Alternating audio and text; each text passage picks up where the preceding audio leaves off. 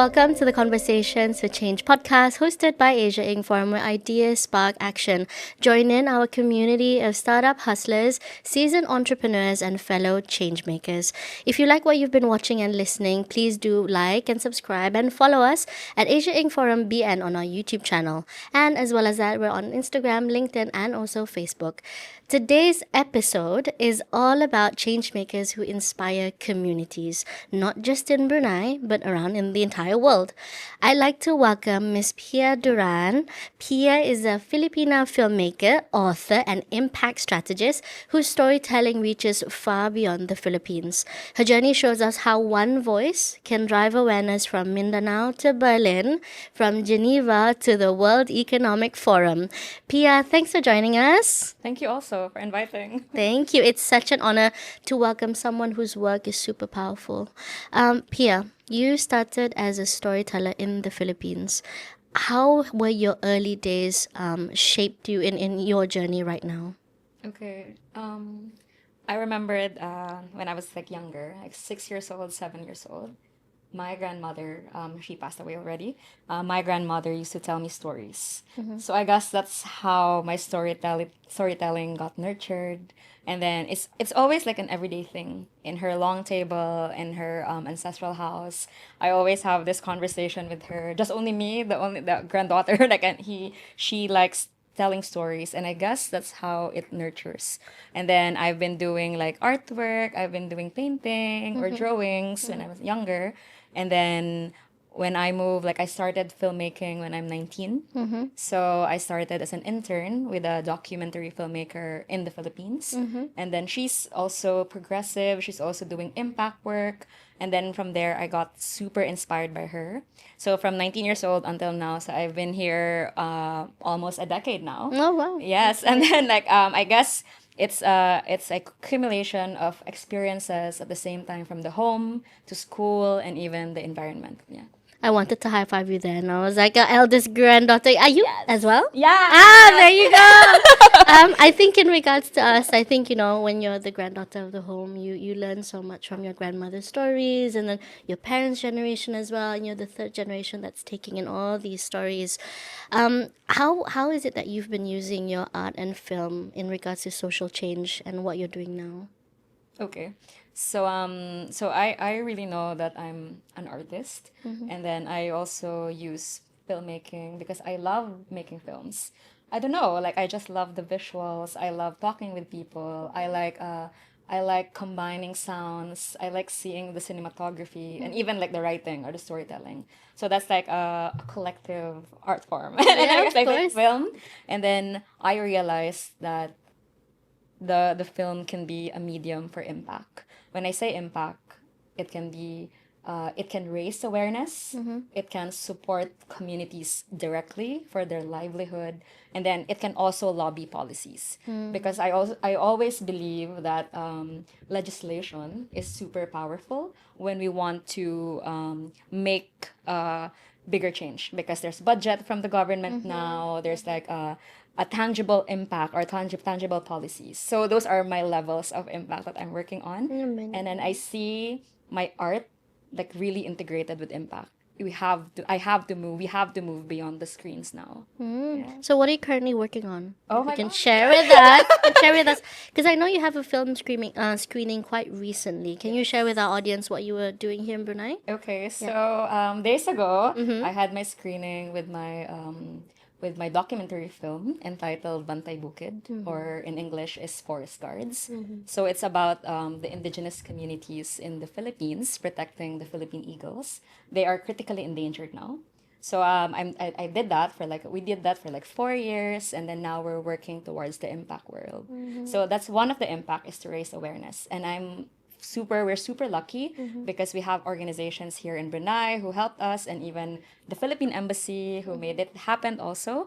So we went there, we had a screening, and then I love the conversation and the talk back and the questions even on how the Philippines and Brunei are in a way integrated or super similar with with the environment that we're working on. And then yeah, that's it with the filmmaking. And then now I'm working on this is a new film. This will be a new film and still on the research and development stage. Okay. I am called to do ocean work. Oh wow, Yeah, okay. so it's about like the traditional ecological knowledge of the ocean, like people, let's say the water village. I visited Yeah. Kampong Ayer, I Yes. visited them, and then I went to the Maritime Museum, and then I feel like, wow, our technology and technology of Brunei is almost the same back Yeah. home. So yeah. Of course. So good work. That's a lot of things that you're working on, and your impact, I feel like, doesn't just reach us local, not just on in Philippines. Now it's hit regionally as well, and you also yourself have a global impact.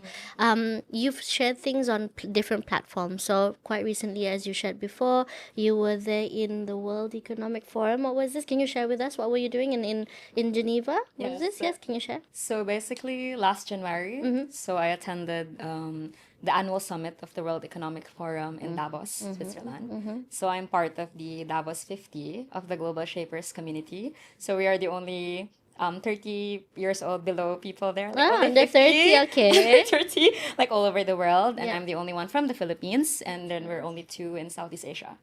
So from there, we had like discussions. Like it's really because it's more on collaboration in the AI world, and how do we integrate our let's say our advocacy on the environment, our advocacy on human rights, our advocacy on these things, and how I can in a way represent the stories of Southeast Asia, because I realized, oops, No problem. Thanks.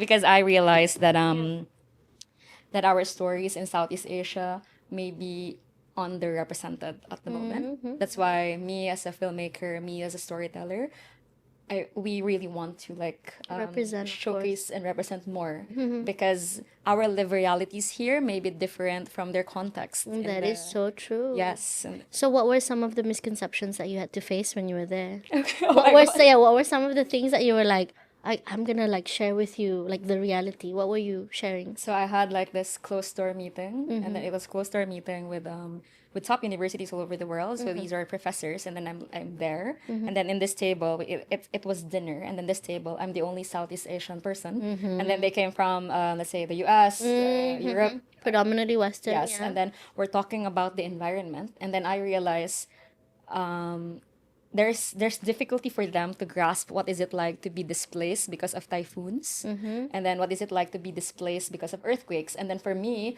it's so this is a very normal conversation because we have 20 plus typhoons back home. Yeah, that's true. Yeah, Like, yeah. we have earthquakes also. And this happens all the time. Yes, Yeah. and then I realized like, wow.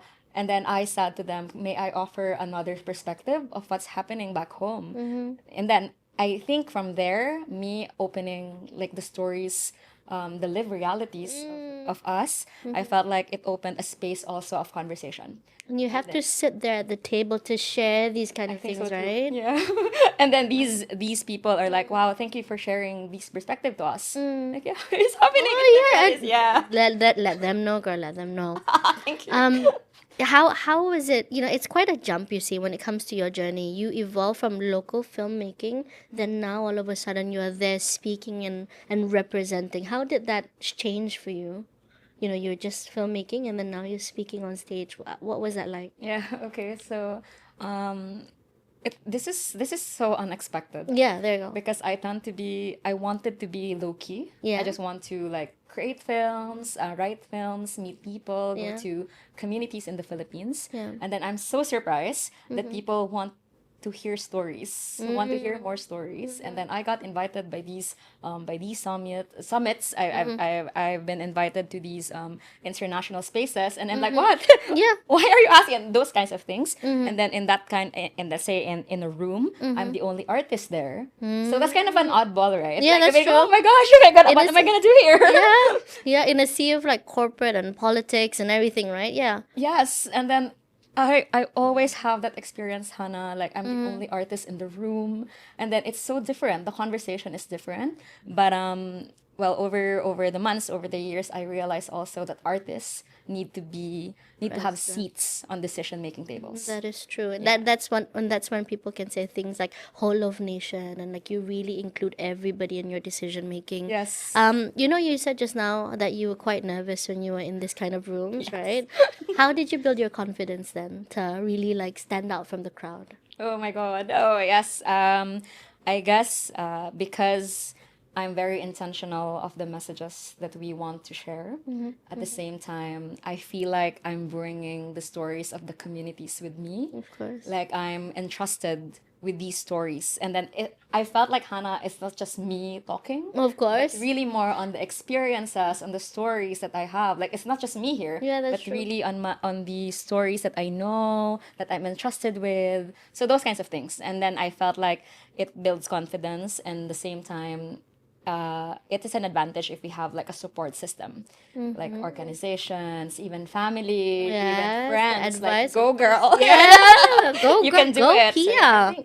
I think like be very intentional at the same time. Yeah, it's not me only. It's really like the people. How many, in terms of, I mean, there's an aspect of confidence building that's required as well. In terms of speaking at these international summits, right? You need to sort of, do your homework, and you also need to prepare as well, right? What advice would you give to the younger Bruneian audience who hope to have their voices as well heard globally? What kind of preparation and homework did you have to do? Oh my gosh. Yeah, lots of homework. So as you can see, there are lots of books here. Yeah, also lots. That's what I saw, and they're Yeah. like, wow, you have books. Yeah. So I guess one of my preparation is to really read, like read a lot, because and then you don't have to like really be over specialized. I think it's better if you have ideas, or if you have ideas from different topics, from business to politics to Asia to You Africa. need to cross read everything, Yes, of to course. Europe, to this interdisciplinary kind of conversation, because I felt like in our conversation I can just like draw ideas from different places, Yes. or let's say models, or let's say advantages and disadvantages, those kinds of things. So that's my advice to the Yeah. young Bruneian, to like really read. At the same time, second is to allow yourself to learn more, and then allow yourself also to unlearn, because there are things that we have to unlearn also, because that's we are, true. let's say, for the lack of better term, indoctrinated with a certain kind of upbringing, and then we have to unlearn that, because it may be wrong, or it may be not aligned with us anymore. That's true. Be willing to be open minded and listen to other people as well. What are you passionate about in regards to what you're doing right now? My passion. Yeah, I mean, Oh my I mean, God. there's a huge range. So climate justice, indigenous rights. What are you really focused on right now? Oh, right now, oh my God, okay. So right now, I'm really trying to integrate, because I believe in collaboration. I believe in the interdisciplinary world, because it's not just like the filmmakers. Yes, yes, it's not just like a one holistic way. thing. So my passion right now is to integrate like indigenous stories, climate justice, and and human rights, and maybe bringing the artist lens, bringing the policymakers in the room, bringing educators. That's why maybe I'm doing this film screenings, just for these people to like convene and have a conversation together, because I felt like conversations are so important. That's true. At the same time, impact also is very important for Yeah. me. I mean, like I think that's how we should move forward. It's Yeah, like arts that's and true. impact should be integrated. It should be hand together. in hand, right? Yes. It's just not a linear world. Yes. In regards to your team as well, I really wanted to get to know, Okay. like, you are here to represent your entire film. Like, who, if you can share with us, like, what are the other roles that you have in your team? Okay. So we started the documentary Forest Guards in 2019. So we started as a volunteer. We climbed mountains. I don't have like a film in my head yet at that time. Yeah. I'm just really curious, and I'm just really wondering, because I've been a mountaineer for a decade. Oh wow. So I'm just curious. I just went. I think you would need to drag me out to the mountains sometime. Yes, just like climbing, and then meeting the environment forest guards, meeting these organizations working for the environment. So I guess that's my exposure. That's my first exposure, and then from there I had like a really profound conversation about forest guarding, because it was at night, and then it's like a mini bonfire. We were in a hammock. And then I have a conversation with the environment forest guards. And then I asked them, why do we need environment defenders. Mm. And then like because this is so lush forest, Yeah. and then why do we need them? Yeah. Why do we need to have these people? And then one environment defender told me, because we are the first and last line of defense in the environment. I mean, in the forest and biodiversity, because if there are like encroachers or land grabbers, they're the ones who can protect it 1st. At the same time, they're the one who can protect it last. I wanted to integrate that to the role Yeah. now with the filmmaking journey, because I felt like I cannot categorize myself also like only director or producer, but really more on I want to build communities with I want to build the communities and integrate their stories. So with my teammates, so I have like producers, I have like cinematographers, sound designers, sound people, and these people are super passionate also with the environment. I guess that's how we build the team. Mm, of course. Yeah, in the filmmaking world, I'm very intentional that my teammates also have care for the environment or care for human rights. So everybody has care for environment, because let's say for example in a month we're in the forest for 2 weeks, Yeah. like shooting, going inside forest, learning about these things. And I felt like if my teammates are, if we are not passionate about about the work Yeah, that we're doing, that is I true. don't think we can make this film possible. That's true. Yeah, if they don't love nature, they would not survive in Yes. this. Well, yeah, that's true. Yeah, so that's why I'm very, very Uh-huh. grateful. Like I'm bringing also the team with me who made this film really happen, because I have a really strong team from the production, from the pre-production to the production until the post-production. These people really care, and then that's what I like. Yeah. Oh, wrapping them as well. It's such a journey when it comes to filming your documentary. 4 years. What was that memorable part? I know there's always the launch part that's like, oh, super interesting. But during that entire journey, what has been the most memorable part for you? Okay. So I like my conversation in the bonfire, because that's what I shared. So really, like, Yeah. yes, that's so memorable for me.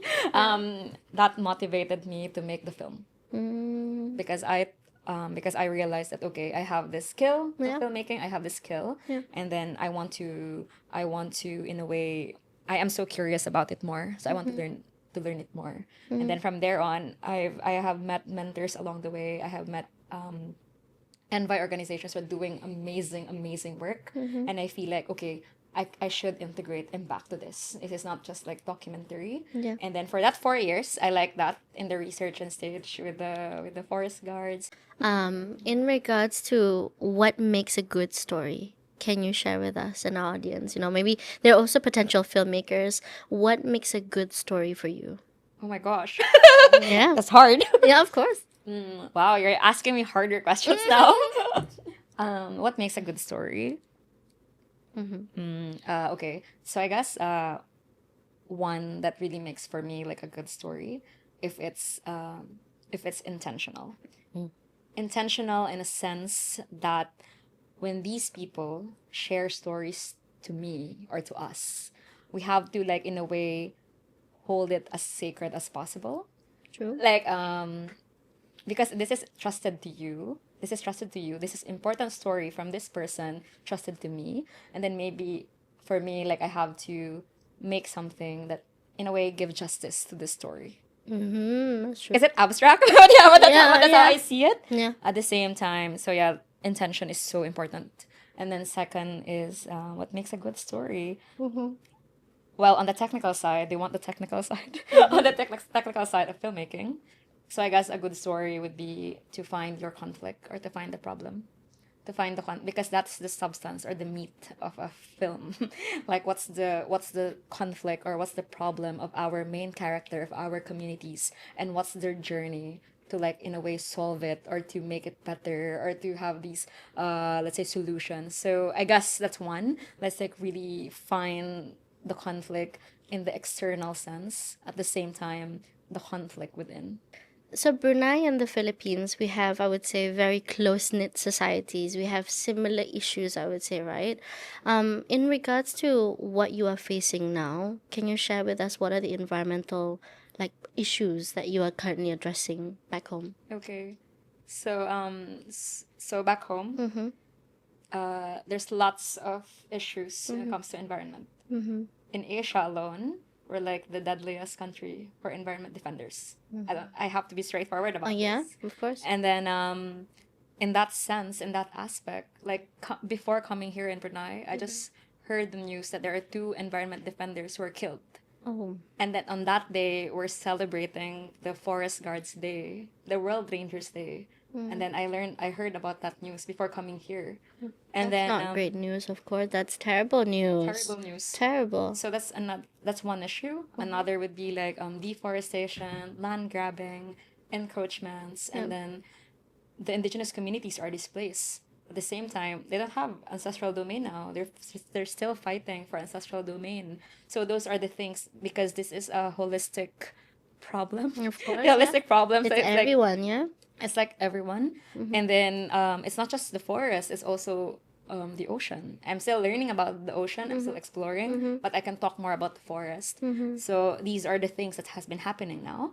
And then I don't want to be preachy about this, or I don't want to be I want to be direct that the problems are similar. I've been in all provinces in the Philippines. I've visited provinces, and then I see how similar the problems are.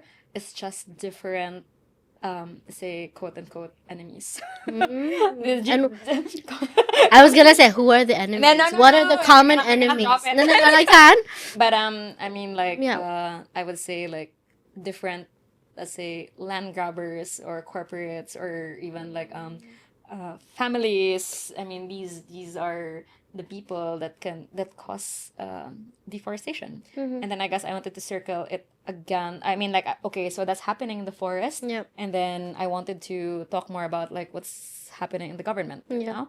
So our budget for the environment is so low. So imagine the environment defenders that I'm working with only receives like I'm trying to convert it in my head, only receives like 60 USD per month. That's it. That's Just their salary. Oh, okay. And then they don't have like socio-economic benefits. They don't have that. So imagine the socio-economic benefits of these forest guards.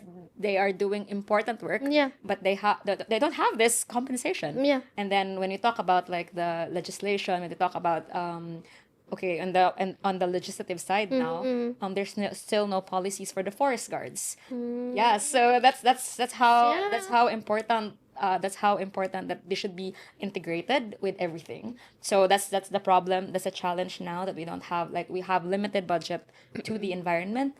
We don't have like tangible policies for the forest guards for their benefits, and then there's lots of deforestation happening. And yeah, I wanted to like go to the legislative, and then even in the judiciary, like sometimes the killings of the environment defenders or indigenous communities cannot be solved because of maybe of lack of evidence, and even these indigenous communities are afraid to like report and file a lawsuit, those kinds of things. And even the communities that I work with, they said to me that they don't have the money to go to the city and file these lawsuits or cases, because they don't have money to pay the lawyers or pay those kinds of things. So you see that It's a whole like a system of problems, and I definitely do. In regards to what is currently being done to address these kind of problems, what are you and your friends doing? I mean, I understand you're doing the filmmaking part as well, but is there various organizations then you think we can support? Can you share with us? Yes, of course. There are lots of NGOs. Let's say, for example, protecting the Philippine Eagle. So there's a Philippine Eagle Foundation. They're working. I'm a volunteer with them. So they're working with indigenous conservation. So really including the indigenous communities when we talk about conservation, and then that's good. And then second is we're trying to lobby policies. This is part of the impact work now. We're trying to lobby policies for the environment defenders to at least have a budget for their economic wage, for their socio-economic benefits. So that's another. I would say there are still movements. There are still movements for the environment. There are artists. There are, in a way, advocates, activists. There are policymakers that are pro-environment. But the thing is, it takes time. Of course, it's not an overnight thing. It's never, yes. It takes time, and then I felt like I'm just doing like ripples. We're just doing ripples, and then hopefully it can create more pool or more sea. But yeah, I think I love how positive you are in regards I to am an changing optimist. Yes. What's the one life quote that you live by? Oh my God, that's so hard to answer. With the entire, I would say, change making work that you do, what is your life quote? Um, we are all interconnected. Oh, okay. Yeah, we are. That's the one sentence, and then that's my answer also with the screening and the talkback. Mm. Then because I believe that the stories in the Philippines can also resonate with the stories of Brunei, can also resonate with the stories of Berlin, of Switzerland, maybe different faces, but at the end of the day, we're human. We are nature. If I can, ask you the last two questions, never last. Maybe I will always ask you many more questions after this. In a world that's much more, I would say, connected than ever. Brunei is such a small country, and our citizens are also not so much. We're a hillside in the Philippines, I think. How can we as Bruneians then contribute to big global conversations on climate justice and compassion? Oh wow, wow. Okay, so I've been here, and this is my first time in Brunei. Yeah.